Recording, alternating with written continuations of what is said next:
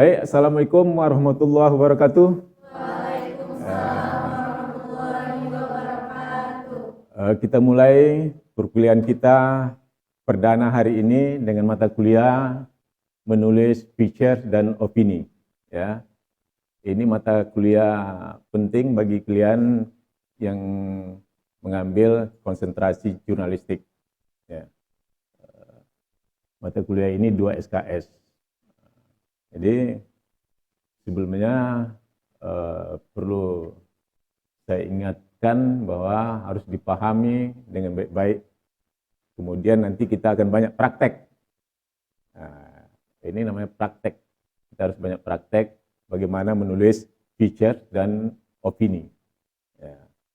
Jadi perlu saya jelaskan bahwa features itu adalah berita ringan, ya kan, berita ringan. Jadi beda dengan berita strike news. Kalau berita strike news itu kan berita keras, ya kan? Berita keras. Kalau ini berita ringan. Walaupun ringan, ya kan, tapi nggak segampang yang kita bayangkan untuk menulisnya. Nah, itu dia, ya kan? Tidak segampang yang kita bayangkan untuk menulisnya. Coba lanjut dulu buka pengertian features.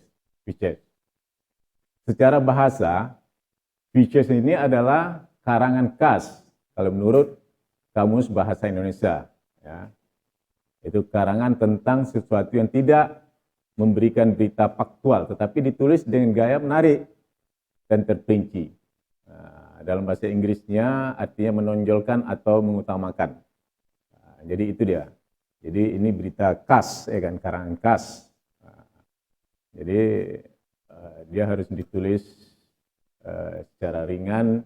Tulisnya gayanya bercerita, ya kan, tapi harus menarik. Nah, itu dia features news. Ya kan. Jadi berita itu ada dua sebetulnya. Ada straight news, ada feature news atau soft news. Ini juga disebut dengan berita soft news. Jadi berita feature news dengan soft news itu sama. Kalau straight news sama dengan hard news. Jadi jangan dibedakan straight news dengan hard news. Jadi hard news, feature news itu beda, ya. Jadi dua aja jenis berita, ya. Kalau enggak straight news, feature news, itu dua jenis berita. Kalau berita straight news itu berita langsung, begitu peristiwa terjadi langsung ditulis, ya kan, langsung ditulis. Kalau ini tidak mesti harus langsung ditulis, kapan aja boleh. Nah, karena kalau berita straight news itu cepat basi, kalau berita ini tidak. Berita ini agak lama basinya. Jadi makanya penulisnya pun beda nanti, cara menulisnya. Oke, coba lanjut lagi.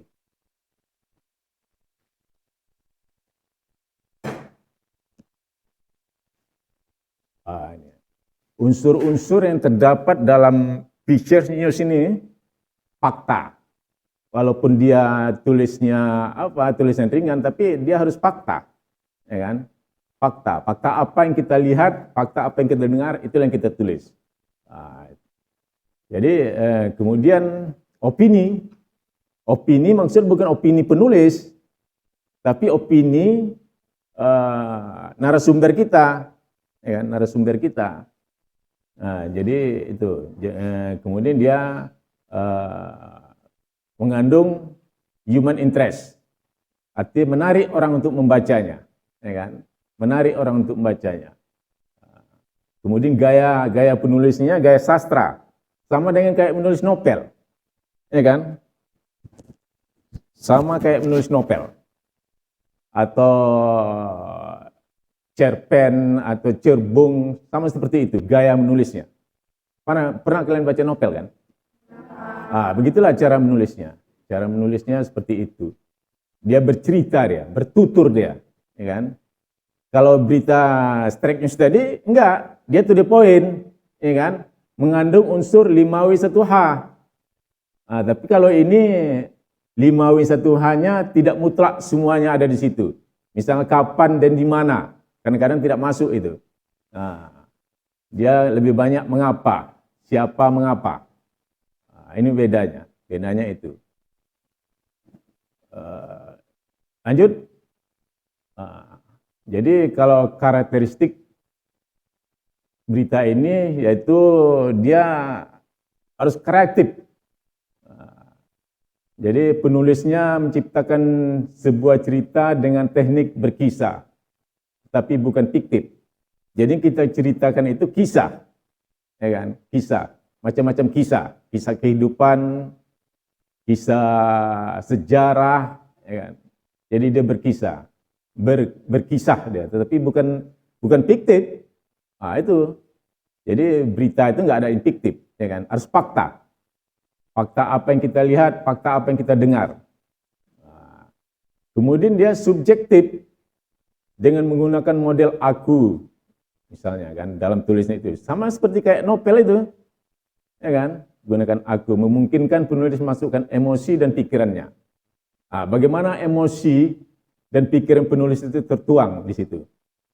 Nah, sangat mungkin menggunakan pandang orang pertama atau saya. Saya begini-begini, tapi tanda petik ya. Dengan emosi campuran nalar sebagai cara mendapatkan fakta. Nah, itu dia karakteristiknya. Lanjut. Kemudian dia informatif. Walaupun dia tapi dia sifat informatif, ya kan? Features terkadang memang tidak memiliki nilai berita. Tidak memiliki nilai berita seperti berita straight news tadi, ya kan? Ia justru memberikan nilai informasi mengenai situasi atau aspek kehidupan. Kalau straight news tadi kan ada unsur 5W1H-nya, maka dikatakan punya nilai berita, ya kan? Punya daya tarik, ya kan? Kalau ini punya daya tarik tersendiri orang membacanya, ya kan? Jadi justru memberikan nilai informasi mengenai situasi atau aspek kehidupan. Misalnya tentang kehidupan seseorang lah, ya kan? Bisa tentang kehidupan seorang yang punya prestasi, ya kan? Punya jabatan tinggi, misalnya kan? Tentang artis, ya kan? Kehidupan artis seperti apa, selebritis, ya kan? Begitu dia. Kemudian sifatnya menghibur. Features ini sifatnya menghibur dengan sengaja dicarikan dari cerita yang eksklusif dan ditulis secara in-depth, secara mendalam. Jadi berita in-depth itu bisa dengan gaya features, ya kan? Dengan gaya ini bisa menulis berita in-depth. Termasuk aspek umur yang menyertainya. Ya kan? Bisa orang menjadi terhibur, betul-betul terhibur, ya kan? Bisa orang ketawa, bisa orang sedih, ya kan? Bisa juga menangis membacanya. Itu tergantung kemampuan si penulis tadi, bagaimana menarik perhatian pembaca, ya kan? Kemudian beritanya itu awet, ya kan? Tidak dibatasi waktu. Jadi kapan saja boleh dan dia tahan lama, tahan basi dia. Misalnya saya menulis pada musim haji tahun 2000, misal 15. Sampai sekarang kalau tulisnya itu dibaca ya menarik juga. Ya kan? Tulisan tentang bagaimana seseorang bisa berangkat haji misalnya kan. Nah, ada dengan pemulung bisa berangkat haji, ya kan? Atau tukang becak bisa naik haji, lalu kita tulis ceritanya, itu kan menarik. Kan nggak mungkin basi dia sampai sekarang, ya kan? Kalau kita bukukan itu, ya tetap menarik untuk dibaca. Tapi coba cerita peristiwa pembunuhan, misalnya Sambo, ya kan? Dihukum mati. Nanti 10 tahun kemudian kita tulis lagi seperti strike news ya enggak laku lah, ya kan? Kecuali kehidupan dia yang 10 tahun itu, tahun setelah dihukum mati, bagaimana ceritanya, kelanjutannya. Itu menarik. Oke, lanjut. Ini, kemudian ada jenis-jenisnya, ya kan? Ini macam-macam jenisnya. Jenis berita short news ini, atau featured news ini. Featured news yaitu tentang peristiwa aktual, biasanya merupakan pengembang dari sebuah straight news. Jadi berita straight news itu bisa dikembangkan jadi berita featured news. Misalnya, ya kan, ada peristiwa peristiwa tsunami misalnya, ya kan, peristiwa tsunami yang membuat korbannya begitu banyak, jutaan. Tetapi di antara itu ada pula yang selamat, misalnya satu orang, ya kan? Dari peristiwa itu kita bisa membuat berita features news ini, ya kan? Kita wawancarai kenapa dia bisa selamat, bagaimana kehidupannya. Misal kemarin itu kan ada satu orang yang selamat, anak-anak kan, yang tersangkut di pohon kayu, memakai kaos pemain sepak bola, ya kan? Terus dia sekarang diapai? Dijadikan anak angkat. Siapa hari itu pemain sepak bola? Ingat kalian? Ya, Ronaldo ya. Begitu. Itu bisa dijadikan dari peristiwa berita strike news itu bisa diangkat jadi berita feature news. Begitu. Ya, misalnya ada cerita lain misalnya, ya kan? Cerita kebakaran misalnya, sebuah perkotaan terbakar, ya kan? Itu bisa dijadikan berita, selain berita strike news, bisa juga dicari sisi-sisi berita yang bisa bercerita tentang peristiwa kebakaran itu sendiri. Misalnya orang-orang yang korban kebakaran itu seperti apa nasibnya, ya kan? Yang tidak punya rumah, misalnya di mana dia hidup di bawah tenda-tenda, ya kan? Kira-kira begitulah. Jadi itu yang dimaksudkannya bahwa peristiwa aktual bisa juga diangkat menjadi berita features news, ya kan? Kemudian ada jenis ini feature sosok, ya kan? Sosok tadi seperti saya katakan tadi, sosok seseorang, kalian pun bisa ditulis sosok kalian. Ya kan? Misalnya anak kos kalian di sini, ya kan? Tahu kiriman lambat datang, sampai 3 hari 3 malam nggak makan-makan, ya kan? Itu kan menarik kalau dikisahkan, ya kan? Bagaimana pertarungan kalian selama menjadi anak kos, ya kan? Karena menuntut ilmu, ya kan? Itu menarik. Atau kalian ada bekerja, misalnya kuliah sambil kerja, itu menarik untuk diceritakan. Kuliah tapi sambil kerja karena nggak ada dana dari orang tua, kalian ceritakan, ya kan? Kalian berjuang sendiri untuk biaya hidup di kota Medan ini. Itu menarik.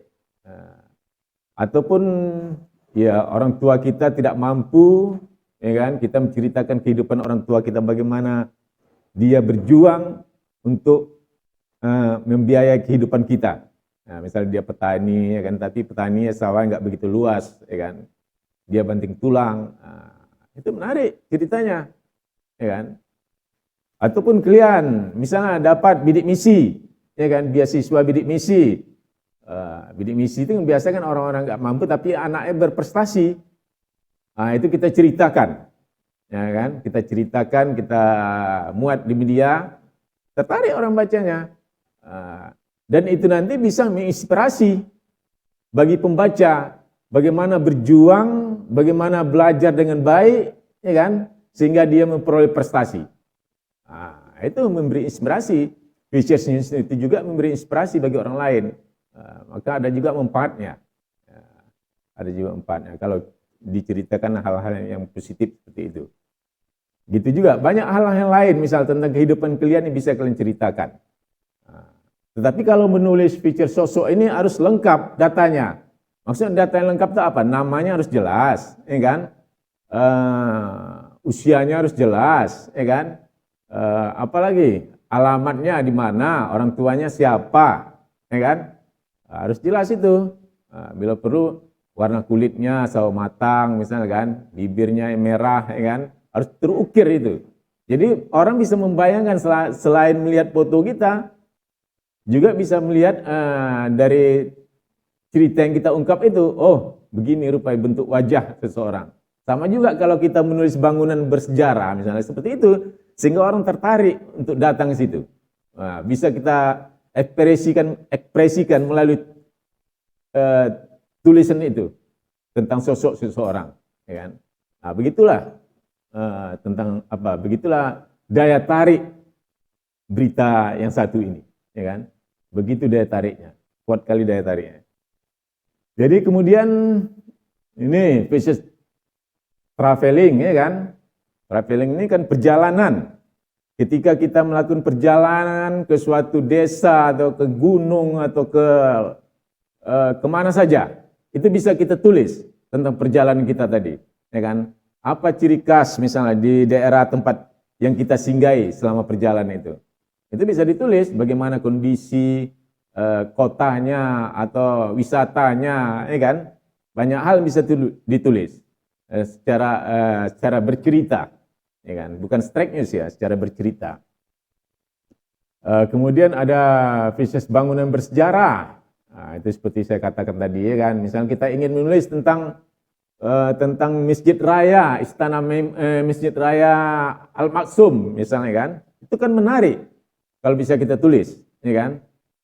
Menarik. Kapan berdirinya, misalnya dari hal yang tidak penting kita tulis, kapan berdiri sampai bagaimana perkembangan sekarang. Dia tetap mempesona itu Masjid Raya itu, ya kan? Tidak ada bandingan dengan masjid yang ada sekarang. Begitu hebatnya masjid itu, ya kan? Tapi kalau kita bisa menceritakannya lebih detail, membuat orang tertarik, itu lebih bagus lagi, ya kan? Bagaimana kita menuliskan ini bangunan bersejarah masjid ini, ya kan? Mulai dari tahun berdirinya, siapa pendirinya, ya kan? Bagaimana arsiteknya, bagaimana warnanya, ya kan? Kalau arsiteknya itu kan perpaduan misalnya antara Itali, Mongol, ya kan? Dan macam-macam perpaduan arsitek. Makanya dia sampai sekarang tak terkalahkan itu Masjid Raya itu. Kita isi lagi dengan foto, kita ceritakan lagi tentang kondisi dalamnya, ya kan? Banyak turis-turis yang berkunjung di situ. Itu kalau bisa kita tulisnya itu lebih menarik, ya kan? Sehingga membantu orang, bisa menghibur orang, ya kan? Sehingga orang nanti suatu saat gitu membaca tulisan kita, dia ingin melihat Masjid Raya itu secara langsung, karena dia belum pernah, mungkin tinggalnya misalnya di Makassar atau di Jawa sana, ya kan? Lalu dia baca tulisan kita, dia kepingin rasanya. Begitulah kekuatannya. Bagaimana cara membuat itu sehingga orang bisa ingin tahu secara dekat, ya kan? Baik masjid, mau Istana Memon, ya kan? Mau Rumah Chong Api, kan banyak bangun-bangun sejarah di Medan ini yang bisa ditulis. Nah, begitu. Kemudian ada lagi features perkotaan misalnya kan. Perkotaan itu misalnya kita pendatang ke kota Medan, ya kan, lalu jalan-jalan kita ke kota Medan, lalu kita buat tulisnya. Apa misalnya Medan tak pernah tidur, ya kan? Hidup terus, ya kan? Beda dengan kampung kita. Begitu jam 12, jam 11 malam udah sunyi sepi, ya kan? Tapi kalau kota Medan enggak. Nah, kita tulis itu, ya kan? Bagaimana apanya kehidupan masyarakatnya, bagaimana kotanya, ya kan? Yang enggak pernah tidur siang malam, ya kan? Tetap ramai saja, ya kan? Mobil-mobil kendaraan tetap jalan, ya kan? Berseleweran, ya kan? Nah, begitu. Kita tulis itu, ya kan? Bagaimana misalnya kalau jam 3 subuh atau jam 2 atau jam 12 malam, semakin ramai lagi, banyak orang-orang gunung turun, ya kan? Bawa sayur, bawa buah ke Medan, ya kan? Untuk jualan. Begitu juga pedagang-pedagang turun, belanja, ya kan? Jam 12 saja udah ramai lagi, ya kan? Mulai dari maghrib ramai sampai jam 12, udah berubah suasananya, ya kan? Lain lagi kehidupan, bagaimana kehidupan di diskotik, ya kan? Di kafe-kafe, itu menarik juga, ya kan? Keindahan tentang kota Medan gitu tulis, atau kota-kota lain yang pernah kita jalani. Nah, kita tulis seperti itu, kita ceritakan dia, ya kan? Itu tentang hiburan misalnya, kan? Hiburan udah biasa lah itu, ya kan? Misalnya ada musik, ya kan? Bagaimana kehebatan misalnya musik. Apa yang hebat musik di Indonesia nih? Dulu Ahmad Dhani, ya. Kalau dangdutnya Rhoma Irama misalnya, sampai sekarang nggak terkalahkan, ya kan? Kalau musik-musik lain apa kira-kira? Menurut kalian? Slang, ya kan? Ada slang, ya kan? Apa? Gambus? Oh, Melayu. Ya, Melayu gambus lah itu, ya. Gambus, ya. Itu kita tulislah tentang profil musik itu, ya kan? Siapa pemain ininya, bagaimana pemain apanya, gitarnya, keyboardnya, segala macam, ya kan? Nah, itu menarik, ya kan? Bagaimana orang berduyun-duyun nontonnya, kita tulis seperti itu, ya kan? Itu tentang hiburan. Dan banyak ini, ya kan, jenis-jenisnya, ya kan? Banyak lagi dan lain-lain, ya kan? Oke, jadi apa tujuannya sebetulnya penulisan features ini? Ya, features news ini. Apa tujuannya? Tujuan tidak lain bagaimana tulisan itu bisa memberi hiburan kepada orang, ya kan? Kepada pembaca. Karena orang kadang-kadang bisa stres karena baca berita, ya kan? Banyak berita-berita straight news yang kita buat tadi misalnya, ya kan? Ada berita pembunuhan lah, ya kan? Ayah bunuh anak, ya kan? Ada berita pesawat jatuh, 500 orang tewas misalnya, ya kan? Ada lagi mayat tenggelam, ya kan? Banyak. Jadi kita tegang otak ini, kan? Tak tahu ada pula berita lagi, harga sembako naik, melambung katanya, kan? Udah tambah stres lagi, ya kan? Macam-macam, ya kan? Ada pula lagi berita banjir katanya, kan? Tebing tinggi banjir katanya, ya kan? Hingga banyak warga mengungsi. Itu jadi membuat kita jadi stres. Jadi media itu berupaya bagaimana memberikan solusi agar pembaca itu tidak terlalu tegang, ya, tidak terlalu stres, ya kan. Diungkapkan berita-berita feature news seperti ini, bisa menghibur, bisa orang ketawa tadi, bisa sedih, ya kan, bisa emosi, menangis segala macam. Itulah gunanya, ya kan, berita ini. Jadi penting sekali sebetulnya berita ini. Feature news ini penting kali, ya kan, untuk pembaca. Kemudian ini saya kasih contoh, ya kan. Saya kasih contoh satu berita feature news tentang sosok yang pernah saya tulis, ya kan. Sebetulnya banyak sosok-sosok lain yang pernah saya tulis, ya kan. Salah satu ini. Dulu saya pernah nulis tentang sosok bagaimana orang tua, sudah tua, ya kan, menjaga kampus UISU itu. Namanya Pak Karno, kalau kami panggil Pak Karno. Umurnya sudah 70 lebih, ya kan. Sampai sekarang nggak tahu apa masih hidup, ya. Dulu umurnya 70, dia pindah ke Jawa. Itu sudah pernah saya tulis. Dia 70, 80-an lah gitu. Tapi masih kokoh, bisa naik turun tangga itu, ya kan. 3 tingkat itu biro rektor UISU itu enak aja dia. Bahkan suka pula berantem, mau marah ya kerjanya. Dia lah buka pintu sana. Dia lah menjaga itu. Sekarang dipanggil keluarganya pindah lagi ke Yogyakarta, kalau nggak salah. Udah pindah dia. Ini salah satunya ini yang saya tulis, ya kan, tentang siapa ini? Joseph von Hoffler ini. Ini dia dulu penganut Kristen Katolik, ya kan. Tahu dia masuk Islam, ya kan. Jadi satu hari saya ketemu sama dia di kampus pariwisata Asrama Haji itu apa namanya? Akper, ya. Akademi Akpar, ya, Akademi Pariwisata. Di situ saya jumpa sama dia, cerita, ya kan. Jadi begini gaya contoh ya. Contoh menulis feature sosok tadi. Misalnya kita tulis dulu misalnya gini. Ketika saya melihat dia, ya kan? Ketika saya melihat dia lagi pegang tasbih. Pegang tasbih begini. Jadi saya ceritakan seperti ini. Seutas tasbih terlihat berputar-putar di jari jemari tangan seorang lelaki bule itu. Tasbih berwarna hitam itu terlihat begitu akrab dengannya. Ini kan seperti bercerita, ya kan. Ketika saya menemuinya, dia langsung mengulurkan tangan dan sambil mengucapkan salam. Assalamualaikum, katanya kan. Memang terkesan familiar. Dan dia juga menunjukkan dompetnya yang mirip dengan tas yang saya sandang ketika itu.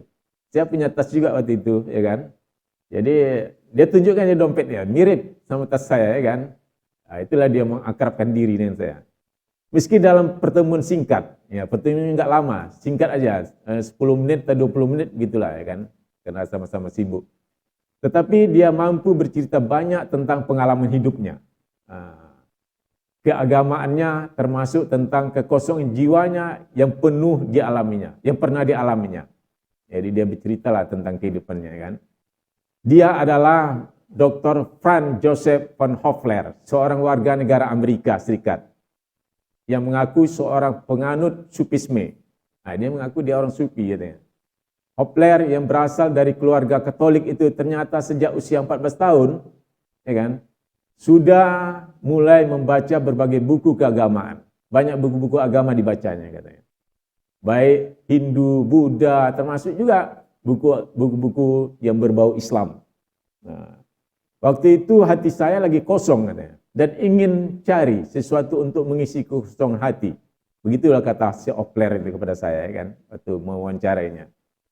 Selain membaca buku-buku keislaman, ternyata Hopler juga sebelum menganut Islam telah sering berdiskusi dengan orang-orang Islam yang ada di Amerika. Nah, rupanya dia sering berdiskusi, cerita dia kan. Saya sering berdiskusi dengan orang-orang Islam yang ada di Amerika. Itulah muncul hidayah pada dia kan. Buku-buku tentang keislaman ternyata cukup menggelitik pemikirnya untuk terus mengenal agama yang dibawa Nabi Muhammad SAW. Ini kan udah masuk pernyataan saya ya kan. Buku-buku tentang keislaman ya, itu dia cerita, dia baca buku-buku tentang keislaman. Jadi saya uraikanlah dengan bahasa saya sendiri kan. Saya inspirasi, saya tangkap ya kan, bahwa buku itulah menggelitik pemikirannya ya kan.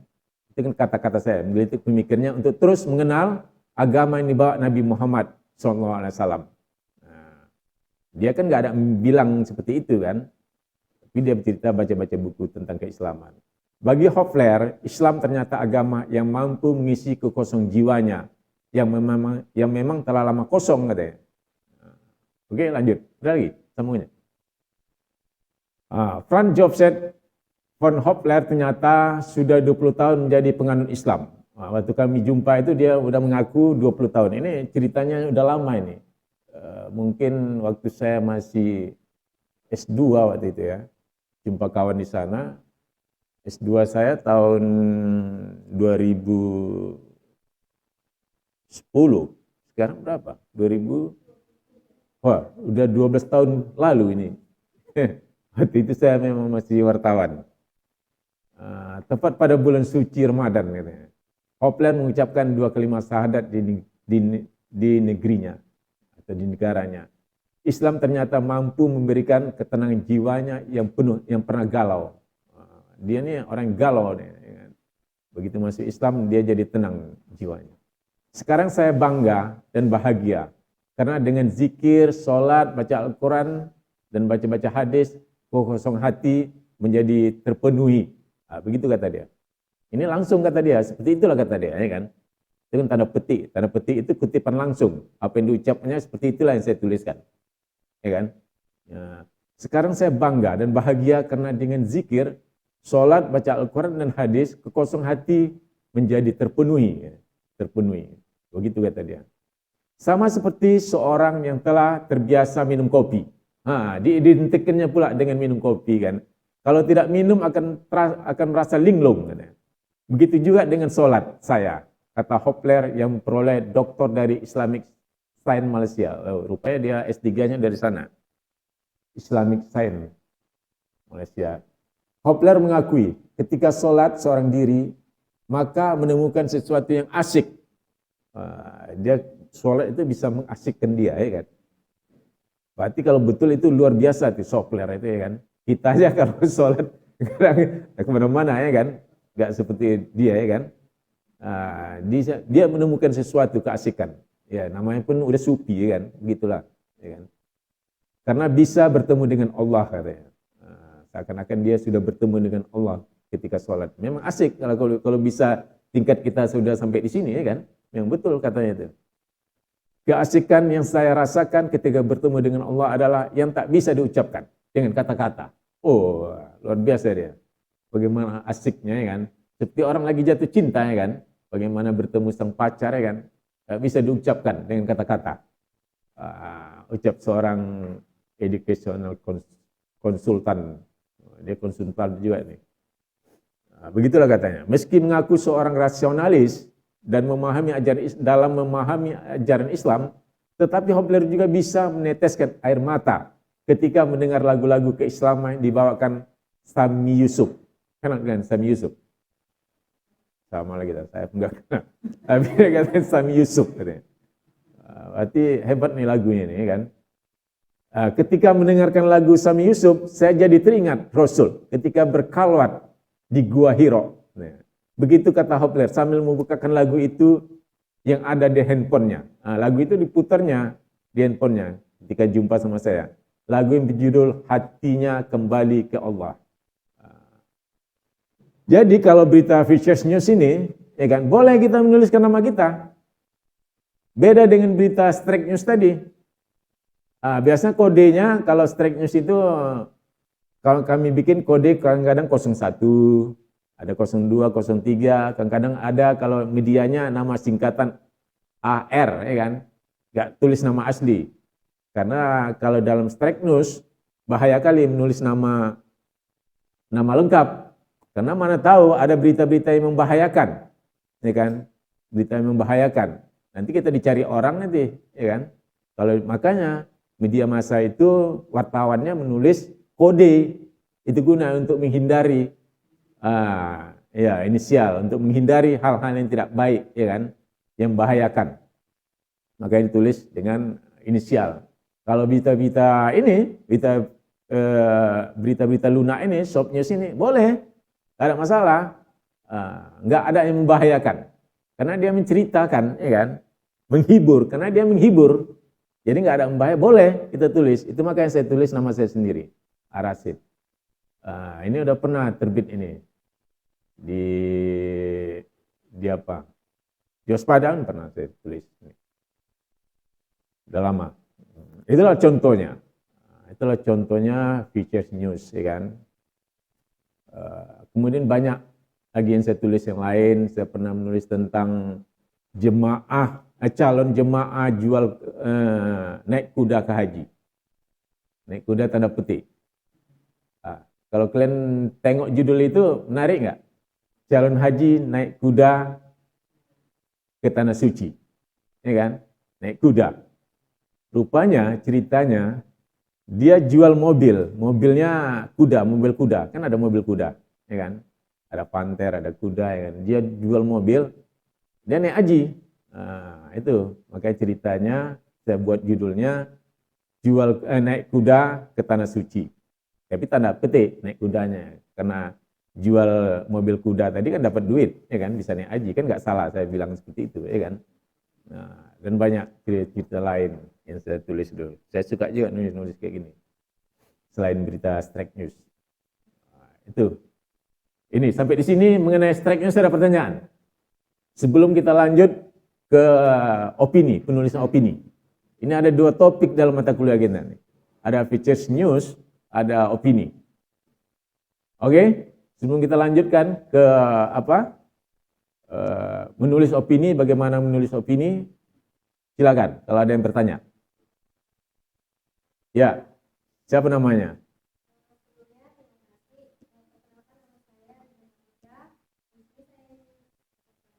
Ya.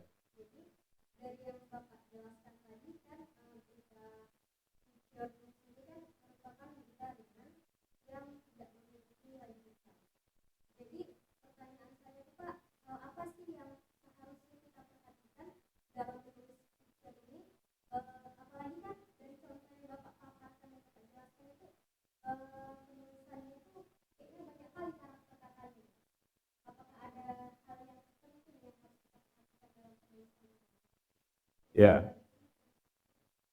Oke. Hal yang penting, ya kan? Hal yang penting pertama, bagaimana seorang penulis itu bisa berupaya menarik orang untuk membaca tulisan itu. Itu yang harus dipikirkan, ya kan? Bagaimana orang bisa menarik untuk mengikuti tulisan atau cerita yang kita buat.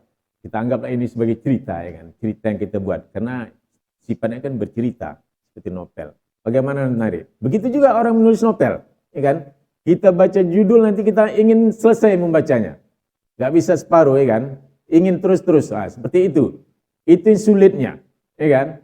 Kadang-kadang kalau kita lagi nggak konsentrasi, susah menulisnya. Nulis Features News ini. Beda dengan Strike News. Strike News biar macam mana pun kacaunya bikin wartawan itu, gampang nulisnya karena udah ada pedoman apa, mengapa, siapa, di mana, kapan, how, bagaimana. Ya kan? Itu aja, ya kan? Apa pesawat jatuh, ya kan? Lalu 200 orang tewas, ya kan?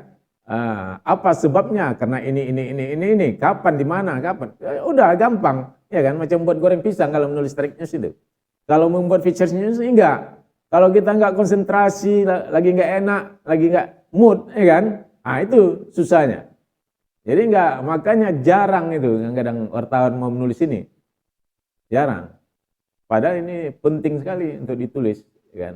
Itu. Kemudian gunakan bahasa, ya kan? Bahasa-bahasa yang apa? Yang enak dibaca lah, ya kan? Bahasa-bahasa sastra yang enak.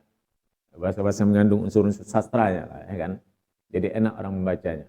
Kalau ini pun lagi kurang ini kalau dibanding seorang seniman nulis, ya kan? Tapi udah bisa lah memadai ini, ya kan? Udah termasuk bercerita juga ini. Karena saya bukan seniman kali, ya kan? Gitu. Kalau seniman seperti menulis novel itu, ya kan, bahasanya kan luar biasa, ya kan. Begitulah pengaruh bahasa itu, ya kan. Kemudian ya apa, kelengkapan misalnya kan, kalau misalnya Hopler ini ya pendidikannya apa, ya kan, apa latar belakang dia masuk Islam, ya kan itu harus jelas, ya kan. Apa yang membuat dia tertarik dengan Islam, ya kan? Sejak kapan dia udah mulai Islam? Nah, itulah kelengkapan dalam penulisan, ya kan? Jadi orang nggak bertanya-tanya lagi. Coba nanti saya tulis apa yang melakukan. Orang kan bertanya, kok nggak tahu kita ya apa ceritanya kok dia bisa tiba-tiba masuk Islam, ya kan? Jadi nggak terurai dia. Itu yang harus diperhatikan. Yang saya bilang tadi, ya kan? Itu yang harus diperhatikan. Oke? Ada lagi pertanyaan? Ya, silakan.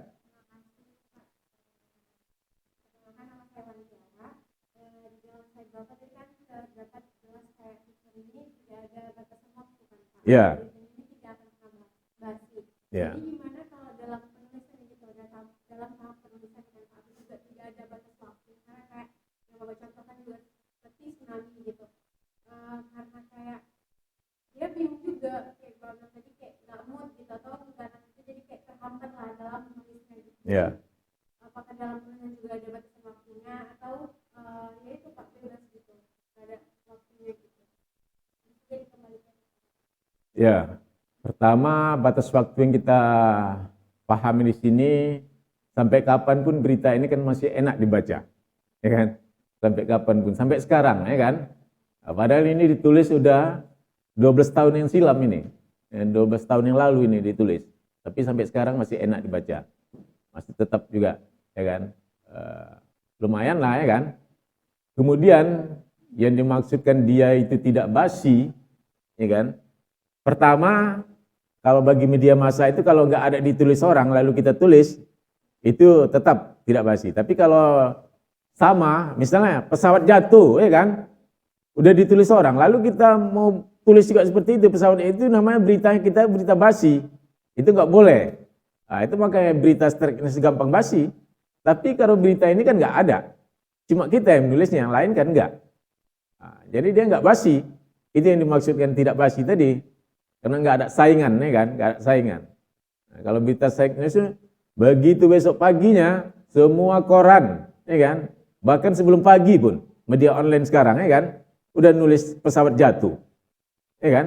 Maka kita ketinggalan, maka dikatakan udah basi ceritamu, ya kan? Udah basi beritanya.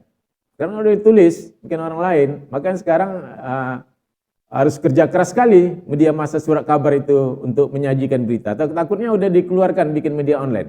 Udah dibaca orang, ya kan? Untuk apa lagi kita tulis? Seperti itu modelnya. Nah, itu persaingan sekarang ketat dengan media online, ya kan? Itu yang kita maksudkan berita tahan basi atau tidak basi dia, ya kan? Berita features news ini. Oke, ada lagi pertanyaan? Mengenai ini, ya silakan.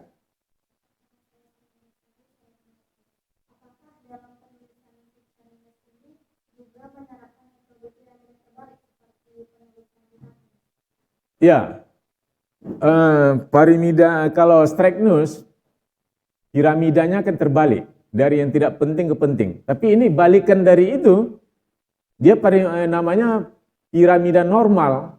Ya kan? Kita bercerita piramida normal kan gini, ya kan? Lancipnya ke atas, ya kan? Dari yang tidak penting ke penting, dari yang tidak penting ke hal yang penting. Coba lihat dari awal saya, apa pentingnya yang saya tulis ini? Tasbih terlihat berputar-putar di jari jemari tangan seseorang laki bule itu. Tasbih warna hitam itu terlihat begitu akrab dengannya. Gak ada pentingnya, tapi dia harus menggoda orang untuk membaca lebih lanjut. Siapa laki-laki ini? Siapa laki-laki ini? Ketika saya menemuinya, dia langsung mengulurkan tangan. Kalau dalam strike news sudah salah ini. Orang ingin tahu siapa itu laki-laki. Ya kan? Nah, itulah bedanya. Ya kan? Dari yang tidak penting ke yang penting. Sampai ke bawah nanti kan. Hal yang penting. Nah, begitulah dia. Piramidanya normal. Ya kan? Kalau strike news tadi piramidanya terbalik. Ya kan? Dari yang penting ke yang penting. Makanya lead berita strike news itu, alinea pertamanya itu hal-hal yang penting itu. 5W1 hanya menumpuk di situ kadang-kadang. Nah, di situlah dengan membaca leadnya, kalau berita strike news kita udah tahu isinya. Tapi kalau kita baca leadnya, alinea pertama tadi kita belum tahu isinya, ya kan? Franz Joseph von Hofler ternyata sudah mana tadi leadnya tadi yang pertama tadi? Alinea pertama tadi. Ini. Tasbih terlihat berputar-putar di jari jemari. Kita mengapa-ngapakan orang dulu ya kan, berayun-ayun dia dulu ya kan, baru sampai ke hal yang penting tadi. Begitu model Fisher News ini ya kan. Itu dia. Oke, bisa dipahami? Oke, ada lagi pertanyaan? Ya, silakan.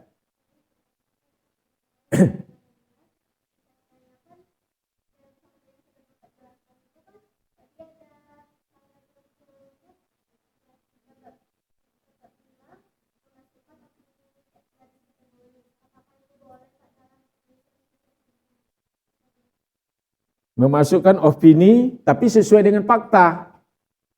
Boleh opini kita tapi sesuai dengan fakta.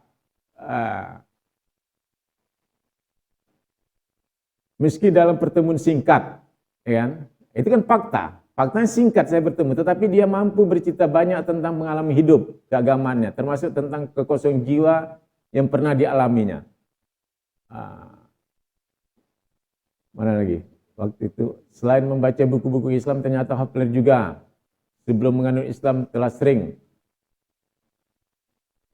Misal Ustaz Tasbih, ya kan? Itu kan apa saya, ya kan?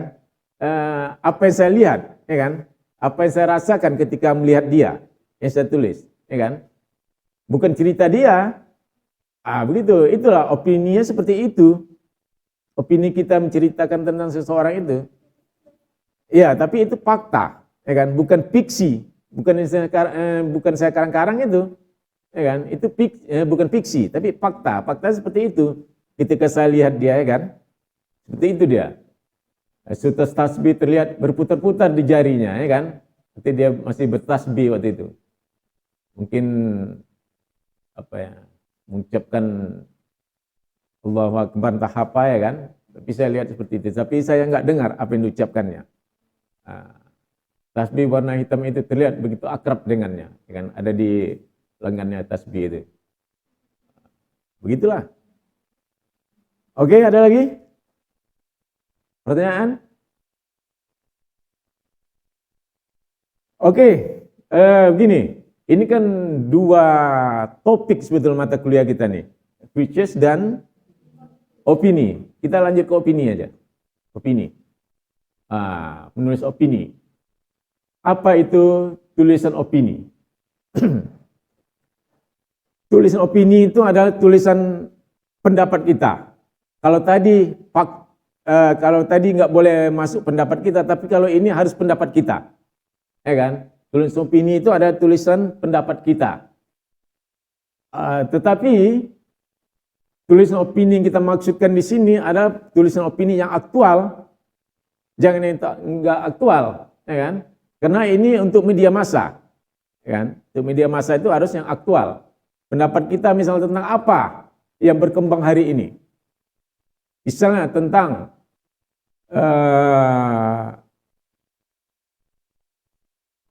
calon presiden. Boleh kita tulis karena orang lagi hangat-hangat bicara tentang calon presiden, ya kan? Kita tulis tentang calon presiden. Atau di UIN, misal calon rektor, kita boleh menulis apa pandang kita terhadap rektor 2023 ini. Seperti apa, ya kan? Seperti apa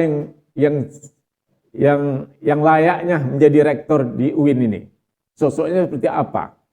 Apa yang harus dilakukan untuk UIN agar UIN bisa lebih maju? Kalau kita punya pikiran seperti itu, orang menarik bacanya, ya kan? Menarik bacanya. Jadi itu apa yang aktual, apa yang hangat, yang berkembang di masyarakat, itulah yang tulis. Jangan yang nggak aktual kalian tulis, nggak menarik, ya kan? Nanti media massa nggak mau memuatnya. Jadi opini itu ada yang dimuat di media massa, ada yang ditulis di buku, menjadi buku. Buku itu opini juga kadang-kadang, ya kan? Buku itu opini juga. Jadi kita bicara tentang opini di media massa, ya kan? Itu di mana opini bisa tulis? Ya bisa di buku, bisa di media massa. Kalau di media massa itu harus yang aktual, harus aktual. Jadi untuk menulis opini ini kita harus punya pengetahuan akan bidang atau masalah tertentu. Kalau kita orang komunikasi, kita paham tentang komunikasi, kita bisa bercerita komunikasi dari sudut politik, ya kan?